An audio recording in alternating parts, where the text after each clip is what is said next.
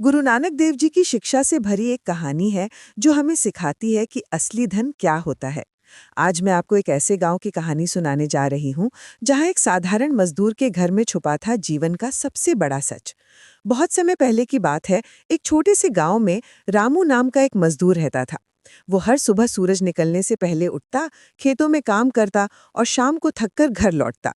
उसके कपड़े मैले होते, हाथ मिट्टी से भरे होते, लेकिन उसका दिल बिल्कुल साफ था। गांव के अमीर लोग उसे हे दृष्टि से देखते थे। वे कहते, अरे ये तो बस एक गरीब मजदूर है, इससे दूर ही रहना चाहिए। रामू को कभी किसी के घर बुलाया नहीं जाता था। त्योहारों में भी वो अकेला ही रह जाता था। एक दिन गुरु नानक देव जी उस गांव में पधारे। गांव के सेठ और जमींदार उन्हें अपने घर ले जाने के लिए आगे आए। सुंदर कपड़े, सोने के गहने और भव्य घरों का प्रदर्शन करने लगे। लेकिन गुरुजी ने सबको मना कर दिया और सीधे रामू के छोटे से घर की तरफ चल दिए। गांव वाले हैरान रह गए। वो सोच रहे थे, ये क्या हो रहा है? इतने महान संत उस गरीब के घर क्यों जा रहे हैं? रामू घबरा गया जब उसने देखा कि गुरु नानक देव जी उसके घर आ रहे हैं। उसने हाथ जोड़कर कहा, प्रभु, मेरे पास तो बहुत साधारण सा भोजन है, बस मक्के की रोटी और प्याज है। आप तो महान हैं, आपके लिए कैसे उचित होगा? गुरुजी मुस्कुराए और बोले, बेटा, मेहनत की कमाई में जो सुख है वो किसी राजमहल में भी नहीं मिलता। गुरुजी ने रामू के साथ बैठकर वही सादा खाना खाया। उन्होंने कहा, देखो शाडो, ये खाना कितना स्वादिष्ट है क्योंकि ये ईमानदारी की कमाई से बना है। गांव के अमीर लोग ये सब देख रहे थे और समझ नहीं पा रहे थे कि गुरुजी ऐसा क्यों कर रहे हैं। फिर गुरु नानक देव जी ने सबको समझाया। उन्होंने कहा, इंसान की पहचान उसके धन से नहीं, उसके दिल से होती है।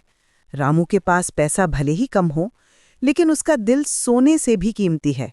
वो रोज मेहनत करता है, किसी को धोखा नहीं देता और जो कमाता है उसमें से गरीबों की मदद भी करता है। गुरुजी ने आगे कहा, प्रभु उसी के घर में बसते हैं जो सच्चाई से जीता है। धन दौलत तो आती जाती रहती हैं, लेकिन अच्छे कर्म हमेशा साथ रहते हैं। जो व्यक्ति अपनी मेहनत से कमाता है और दूसरों के साथ बांटता है, वही सच्चा धनवान है।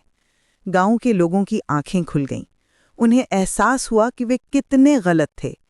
अमीर सेठों ने महसूस किया कि उनके पास धन तो था, लेकिन रामू जैसी संतुष्टि और मन की शांति नहीं थी। वो समझ गए कि असली अमीरी दिल की अमीरी में है, बैंक बैलेंस में नहीं। उस दिन के बाद गांव में बदलाव आया। लोगों ने रामू को सम्मान देना शुरू किया। त्योहारों में उसे भी बुलाया जाने लगा। अमीर लोगों ने भी अपने घमंड को छोड़ दिया और समझा कि हर इंसान बराबर है। गुरु नानक देव जी की शिक्षा ने उस गांव को एक नई दिशा दी थी।